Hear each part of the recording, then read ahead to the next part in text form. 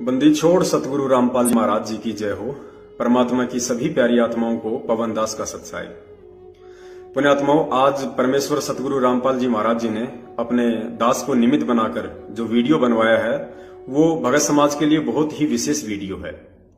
पुण्यात्माओं, देखो, दास से परमात्मा जो भी वीडियो बनवाते हैं या जो भी संदेशा अपने भगत भाई बहनों तक पहुंचाते हैं उसमें दास का किसी प्रकार का कोई श्रेय नहीं होता है। ना ही दास किसी प्रकार की मान बढ़ाई या अन्य किसी चौधर का भूखा है।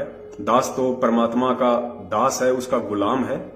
और इस दास ने परमेश्वर को समझा उन्हीं के आशीर्वाद से। और उसके बाद ये दास चाहता है कि परमेश्वर के विषय में जो सच्चाई है, जो शास्त्र बताते हैं, जो हर चीज बताती है, वो हमारे प्रत्येक भगत भाई बहन तक पहुंचे।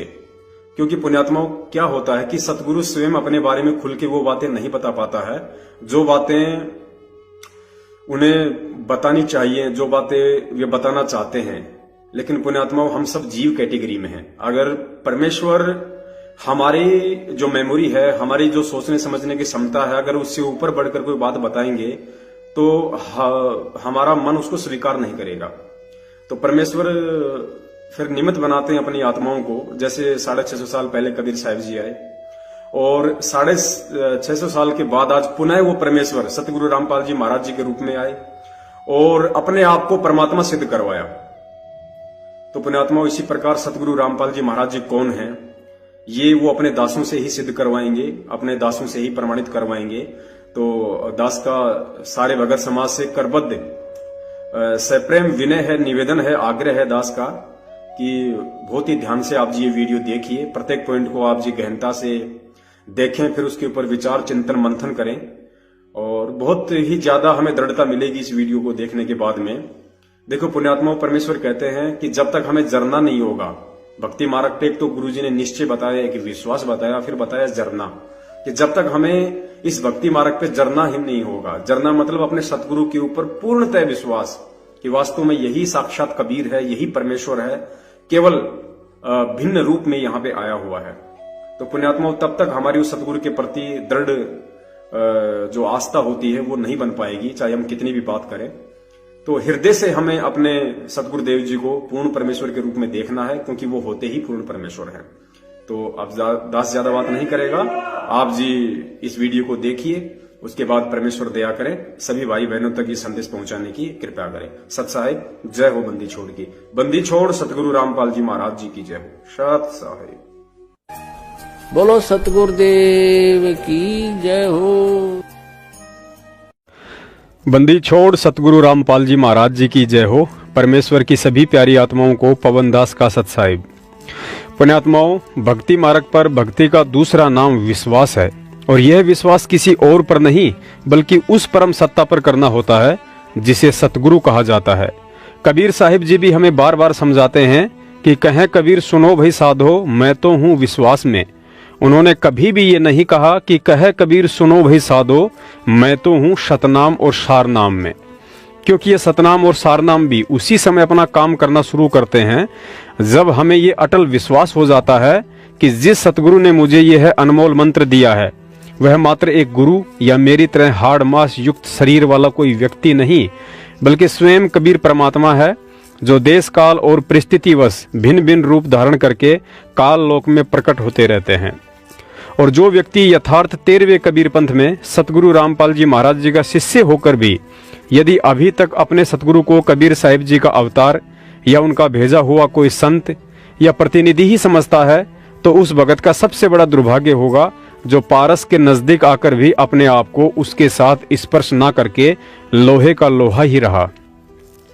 दास विशेषकर सत्सेवक भाई बहनों से प्रार्थना करेगा कि पिछले 26 वर्षों से पूर्ण परमात्मा सतगुरु रामपाल जी महाराज जी ने जो आध्यात्मिक फसल बोई है, हम मेरठ सत्सेवक उस फसल के फल हैं। क्योंकि पूरे विश्व में सतगुरु रामपाल जी महाराज जी के लगभग 15 लाख के आसपास भक्तों में से यदि किसी ने ज्ञान आधार से उनको परमात्मा का भेजा हुआ कोई संत या प्रतिनिधि मानने के बजाय साक्षात कबीर परमात्मा के रूप में स्वीकार किया है, तो केवल मेरठ सत्सेवक हैं, अन्य कोई नहीं। क्योंकि सतलोक आश्रम मैनेजमेंट हरियाणा, संत रामपाल जी महाराज जी का परिवार, उनके कुछ उपदेशी रिश्तेदार और 70% वे भगत जो आज भी मूर्खतावश भक्ति मार्ग पर ज्ञान आधार से नहीं बल्कि एक दूसरे की देखा देखी में ही चल रहे हैं। ये लोग उन्हें कहते तो सतगुरु हैं, लेकिन सतगुरु की परिभाषा से अपरिचित हैं। यदि परिचित होते तो 2014 के बाद भूलकर भी कबीर प्रकट दिवस नहीं बल्कि 8 सितंबर के दिन वर्तमान के कबीर सतगुरु रामपाल जी महाराज जी का प्रकट दिवस अर्थात सतगुरु प्रकट दिवस ही मनाते। सतगुरु शब्द केवल इन लोगों के होठों तक सीमित है, दिल में नहीं उतरा। पुण्यात्माओं, वैसे तो यूट्यूब, फेसबुक और व्हाट्सएप पर सतगुरु रामपाल जी महाराज जी के 8 सितंबर 1951 के दिन लीलामयी रूप से प्रकट होने के बहुत से अकाट्य प्रमाण डाले जा चुके हैं, लेकिन फिर भी यह बात ज्यादातर उन भक्तों के दिल में नहीं उतर रही है जिन्होंने मात्र हिसार की तारीखों पर जाकर और बरवाला कांड के मुख्य दोषी सतलोक आश्रम मैनेजमेंट हरियाणा के उल्टे सीधे आदेशों के सहारे ही सतलोक जाने का मूड बना लिया है। क्योंकि जगत की हमेशा से यही रीत रही है। 650 साल पहले भी रामानंद जी और सर्वानंद जी जैसे कुछ एक भक्तों को छोड़कर बाकी सारे 64 लाख भगत इसी भ्रमणा में जिए कि कबीर जी प्रकट होकर नहीं बल्कि जन्म लेकर आए हैं। जीते जी किसी ने माना नहीं, लेकिन 1518 में मगहर से उनके सशरीर जाने के बाद पता चला कि कबीर जी तो विदेही थे, उनका शरीर तो तेज पुंज का था, वे तो स्वयं परमात्मा थे। फिर लगे हर साल कबीर प्रगट दिवस मनाने। उनके रहते सहते तो किसी ने उनको परमात्मा माना नहीं और अब जाने के बाद प्रगट दिवस मना रहे हो। वाहरे दुनिया के लोगों, ये तो वही कहावत सिद्ध हो गई है कि जीवित बाप के लट्ठम लट्ठा मुँह गंग पहुंचाया और जब आवे आसोज का महीना फिर कव्वे को बाप बनाया। भगत लोग अपने जीवित बाप संत रामपाल जी महाराज जी को तो सतलोक आश्रम मैनेजमेंट हरियाणा के घटिया आदेशों पर राजनीति का गंदा खेल खेलकर और ज्ञान विरुद्ध फर्जी फरमानों पर चलकर आध्यात्मिक लठ मार रहे हैं, यानी कि अपने कुकर्मों से सतगुरु को महादुखी कर रहे हैं। और कबीर जी की 650 साल पुरानी एक काल्पनिक फोटो को प्रसन्न करने के लिए कबीर प्रगट दिवस मना रहे हैं, जो वर्तमान में ना सत्संग सुना सकती है और ना ही कुछ मार्गदर्शन कर सकती है। दास ने काल्पनिक फोटो इसलिए कहा है क्योंकि स्वयं गुरुजी ने एक सत्संग में बताया कि यह दाढ़ी वाली फोटो कबीर परमात्मा के वास्तविक रूप वाली फोटो नहीं है। वे तो कभी भी और किसी भी रूप में जब चाहे प्रकट हो जाते हैं। जैसे उदाहरण के लिए आज सतगुरु रामपाल जी महाराज जी के रूप में प्रकट हैं, लेकिन उनके 90% भगत ही उनको साक्षात कबीर मानने को तैयार नहीं है, बल्कि उन्हें कबीर जी द्वारा भेजा गया एक संत मानते हैं। वह कलयुगी भक्तों, असली कबीर सतगुरु रामपाल जी महाराज आज तुम सब के घर और घट में प्रत्यक्ष विराजमान है, लेकिन फिर भी 650 साल पहले वाले कबीर जी की फोटो के आगे कबीर प्रगट दिवस के बहाने ड्रामा करके देसी घी के पकवान खाते हो, धार्मिक कार्यक्रम में राजनेताओं को बुलाकर राजनीति करते हो। प्रार्थना है कबीर प्रगट दिवस की आड़ में हर साल ये घटिया ड्रामा करने वाले और उसमें शामिल होने वाले भक्तों को अवश्य विचार करना चाहिए कि जब हमें सतगुरु रूप में साक्षात कबीर जी मिल चुके हैं तो फिर क्यों हर साल कबीर जी के नाम पर रोहतक और अन्य जगहों पर कबीर प्रगट दिवस मनाकर अपनी मूर्खता का प्रमाण दे रहे हैं कि आज भी हम परमात्मा तो कबीर जी को ही मानते हैं और सतगुरु रामपाल जी महाराज जी को मात्र एक गुरु मानते हैं।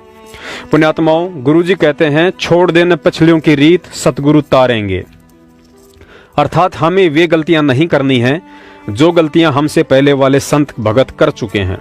और उन्होंने सबसे बड़ी गलती यही की, जब परमात्मा सतगुरु रूप में हमारे बीच आते हैं तो हम उन्हें अपने जैसा एक आम इंसान समझ लेते हैं और जब वे चले जाते हैं तब उन्हें परमात्मा मानकर पूजने लग जाते हैं।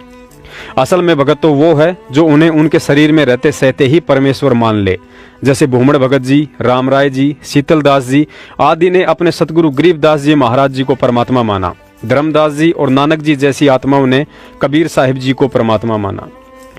परमेश्वर कहते हैं मैं वाणी इतनी भाखी जितनी बाड़ू रेत, पर 84 के जीव के एक न आई हेत।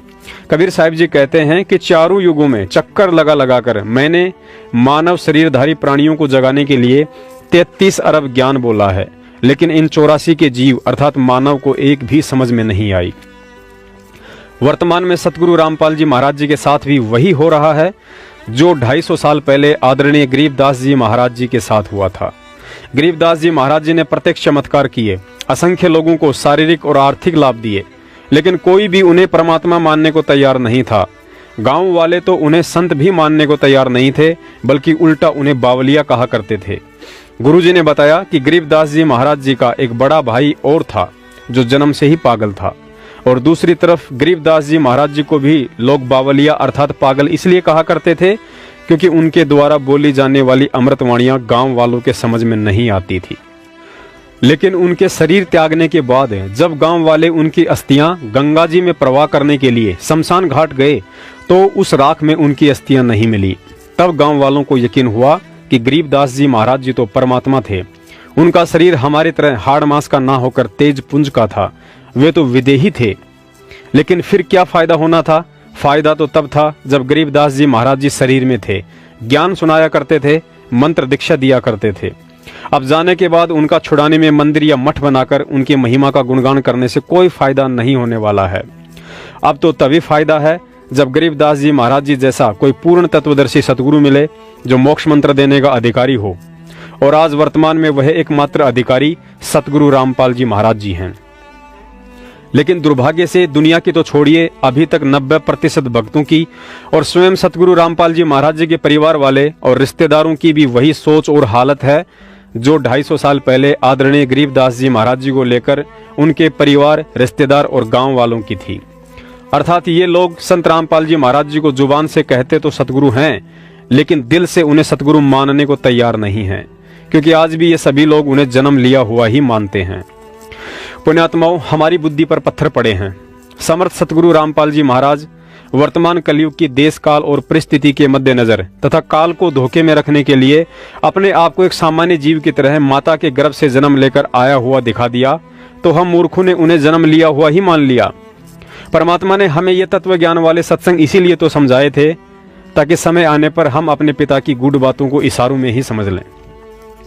हमने गरीबदास जी महाराज जी को कबीर साहिब जी द्वारा कंवारी गाय का दूध पिलाने वाले सत्संग को सैकड़ों बार सुना है, लेकिन कभी विचार नहीं किया कि उस 2 मिनट के सत्संग में यही रहस्य तो छुपा है कि समर्थ परमात्मा चाहे जिस विधि से प्रकट हो सकता है, लेकिन हम उन्हें बिना तत्व ज्ञान और मजबूत भक्ति संस्कारों के कतई पहचान नहीं सकते। सुनिए यह सत्संग जिसमें आदरणीय गरीबदास जी महाराज जी ने कबीर साहिब जी से कहा कि महाराज जी, ऐसा दूध तो मैंने कभी नहीं पिया और ना ही इतना स्वादिष्ट दूध हमारी गायें देती हैं।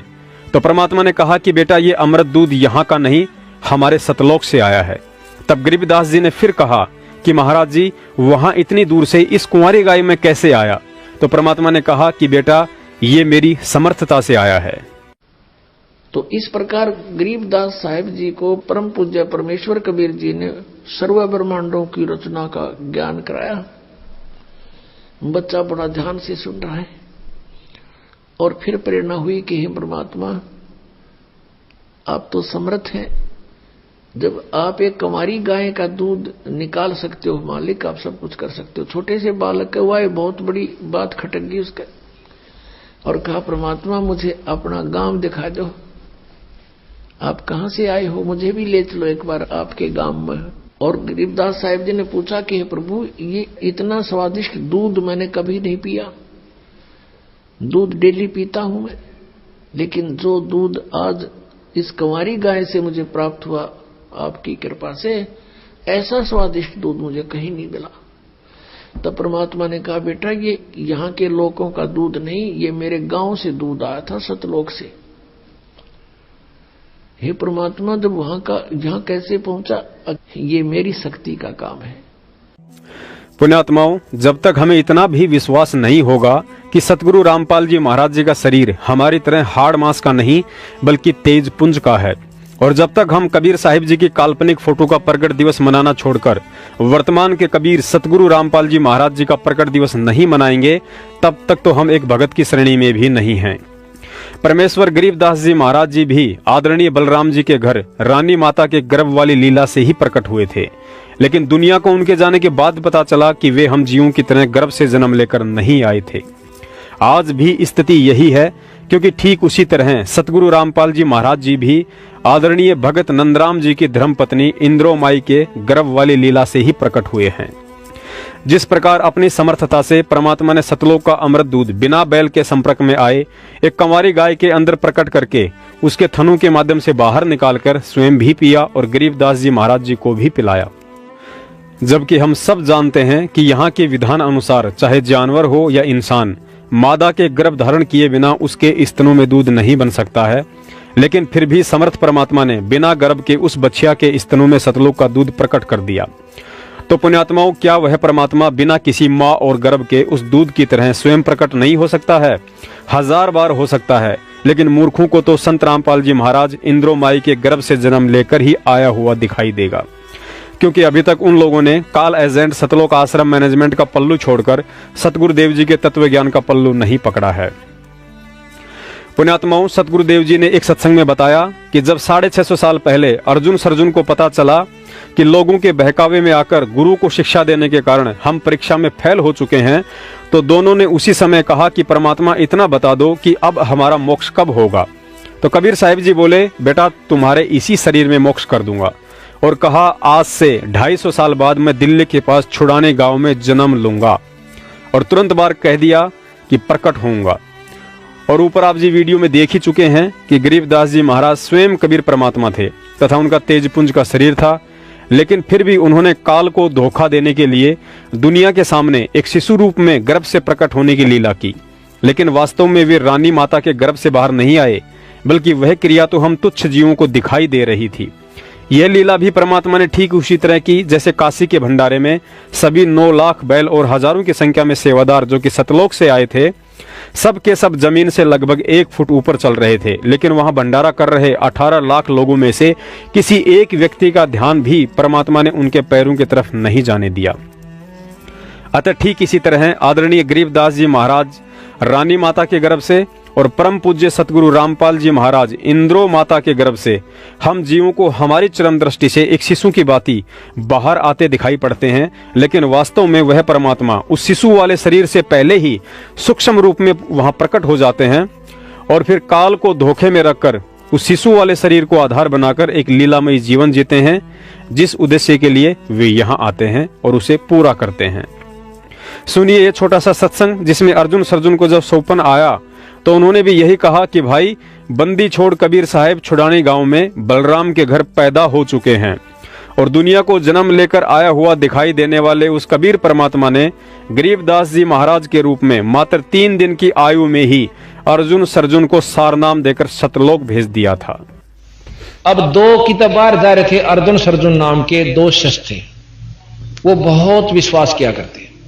जब काशी में आए तो सबने बोले रे तारे गुरु जी का दिखाओ चाल चरण। अर्जुन कर दिया उसने तो क्या कर दिया, आके एक वैश्या के गेल गल में डाल के और दारू पी कर घूमना करता होता घूमे था। कहाँ थे ना, मत फंसो इसके। उन्होंने बोला भाई देख लेंगे तो तसल्ली हो जाए ना, हम नहीं मान दे। अच्छा चाल दिखावांगे। ईब भी मार उड़े बैठे उसके करना है। महाराज जी उनकी खाट पर वह छोरी बैठी नीचे ऊपर बैठे।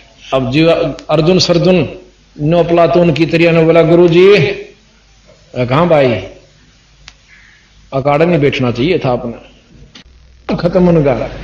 न्यू बोला रहा फिर तो गुरु तो ही होगा, बीरा मैंने शिक्षा देने लग गया। तो न्यू बोला जी फिर भी लोग थूके हैं, इसी बात तो ना करनी चाहिए। न्यू बोला लोग हम जाते तो और तो और बात सुन ले, आज के बाद तेरी इस शरीर तो मुक्ति नहीं होगी थारी। इतनी सुनकर भाई रोन लाग गए। न्यू बोले महाराज जी क्योंकि हमारी तो फूट के भाग और गलानी भी होगी, पर एक बात और बता दो हमारी कद मुक्ति होगी। ने बोला इससे शरीर में कर दूंगा। अग महाराज जी क्यों कर करोगे, अको मन न देखना। आज से कुछ समय के बाद मैं दिल्ली के आसपास पश्चिम में 30 किलोमीटर के आसपास और किसी एक क्षेत्र में जन्म लूंगा, क्योंकि काल को ने बताया नहीं कर दे, टप दे ही आ जाए, ये सोच दे रहे जाए और ले देवता यू कौन से अपना काम करके जान दे रहे। तो महाराज छुड़ानी में प्रगट हुए। अच्छा वो महात्मा ने देख के अंदाजा बता दिया था कि इतनी उम्र हो लेगी ना थारी, उसके आसपास आऊंगा। और महाराज 200 वर्ष के तक में जी जाएंगे हम, कहा मेरी शक्ति तो जियोगे जिंदे रहोगे। आकर के वो दोनों महात्मा उस 2-4 साल पहले अमायु पर आ गए। अंदाजा हिला के 30 किलोमीटर यू मील यू पड़े हड़ चाला। अमायु पर का एक भगत फेट गया, भगत आत्मा था, उनके घर में रहे 3 साल 4 साल। एक दिन उन रात में सपना आया कि छुड़ानी गांव में बंदी छोड़ कबीर साहब पैदा हो लिए बलराम के घर में। दोनों ने एक तरह सपना हुआ एक साथ एकदम। तड़के उठते हैं अर्जुन कह सर्जुन ने भाई आता गुरु जी दिखे रहे। वो बोला भाई दिखे मन भी पर दिखे छोटे से, पहले तो महाराज जी दिखे, फिर बच्चे के रूप में दिखे। आके पैदा हो लिए वह तो भाई ने बोला छुड़ानी गांव में, दूसरा ने बोला बलराम के घर में। आके जो की तो यही मनाया। ने बोला चालन की तैयारी कर। ने बोला चालन जोगे तो कौन भाई लचर पतर शरीर करे, 2 से 20 साल की उम्र हो रही। तो जिस भगत का रहा करते उसने हाथ जोड़ कर बोले भाई भगत जी तेरा शान मारे पानी भूल जा, बहुत सेवा करी, पर एक काम और कर देगा, अको कम करो, ये आखिरी दुख जाएंगे आप। हमने छुड़ानी गांव में छोड़ा, इब ओडे गामड़ा छुड़ानी कोई नहीं जाना था। उन्होंने बोला ये भी ना जानते छुड़ानी ने, मतलब 90% जनसंख्या नहीं जानती छुड़ानी सह की, बल्कि 99%। तो बोला जी मन्नत यू गांव नहीं सुना आज तक, सारे गांव में ट्राई करी, पूछा भाई छुड़ानी नाम का कोई गांव से, भाई कोई गांव नहीं। ये चर्चा चल रही थी कि वे 2 महात्मा ने होकर छुड़ानी जाएंगे, उनके गुरु पैदा हो लिए। तो एक नाई ने सुन लिया बात, क्योंकि वो बेचारे अपना जा करते थे शादी रिश्ते रास्ते करण खातिर। तो ने बोला भाई एक दिन मैं कबलाने ताऊं था, रास्ते में पड़े से उस तो थोड़ी हुरे ने दुलेड़ा के पास एक छोटा सा गांव से 50-40 घर से, और छुड़ानी से भाई रात नूड़े डटा था। पता पूछ लिया उस आदमी ने, भगत ने सारा नोट करके आ गया। तो ने बोला जी गांव तो पा गया। ने बोला भाई तेरा शान होगा, हम ना वहां भेज दे।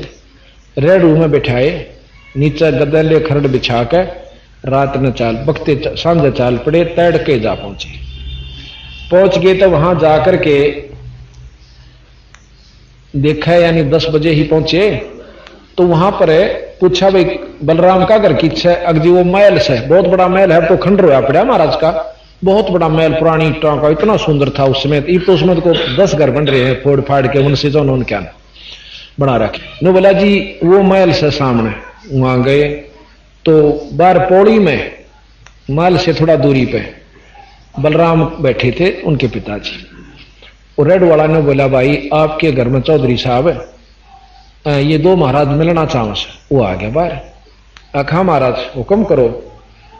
भाई कौन सो आप? अकमा बलराम सो। हाथ जोड़े उनको भी बलराम, उनके महाराज के पिताजी कि महाराज हम अपने गुरु के दर्शन करना चाहें। आपका गुरु किस है महाराज? कि आपके घर में, मेरे घर में अवकाल जो बच्चा पैदा हुआ है 3 दिन का हो रहा है, परसों जो पैदा हुआ। और गुरु आखा ओ गुरु से हमारा ने बोला जी आप यहां पौड़ी में बैठो, मैं लड़के ने यहीं ले आऊंगा, आप चला भी नहीं जा सकता। हाथ जोड़ के न बोलो जोलम हो जाएगा। एक सजाते ही पारे सारा ना लाइयो, गलत जाएंगे कत आम चालेंगे। तो ने बोला जी चालन जोगे तो कोई ना, चाहे मर जा राम है जाएंगे उसके बारे में आगे उड़ा माथा टेकेंगे। एक 2 या नो पकड़े, 2 या वो पकड़ा, उन लच ले गए बेचारे, नो किता पाटक दे, नो टूटे से गोडे जाके उस जहां माता रानी नाम था महाराज जी की माता जी का, जहां माता रानी और बच्चा महाराज बंदी छोड़ लेटे हुए थे, उस कमरे में जाके और छोड़ दिए। इन्हें बोले तुम बाहर जाओ, और बाकी बाहर नो कान ला के सुने के बात हो रही है। महाराज रानी सुआदी नींद पे, और वो नो देखे नो खिड़कियां में देखें के बतलाव से बंदी छोड़ 3 दिन के बच्चे नो बोले अर्जुन सर्जुन, और वो लंबे पड़े मुंदे रोए। नो बोला जचगी था रहे, गुरु के प्रति विक्षेप नहीं आकर अगर जी बस भोग लिया हमने जितना भोगना था, बंदी छोड़ पापी जीव से बख्श दो। नो बोला आज के बाद परण कर लो, कभी भी गुरु के प्रति विक्षेप नहीं लाना। गुरु मानस कर जानते हुए नरकइये अंध, महादुखी संसार में अग यम के फल। नो बोला बैठे हो, महाराज की शक्ति तो वो एकदम नो बैठे हो। ने बोला नाम लो, उपदेश दिया, और भजन करो। भजन किया और जाओ मुक्त हो जाओगे। इतना कह के उसने ठाके बलराम जी उनके पौड़ी में ले आए।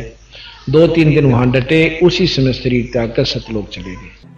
पुण्यात्माओं, हम जीवों को समझ में तो आता है, लेकिन समय गुजर जाने के बाद, ताकि फिर हमारे हाथ कुछ ना लगे।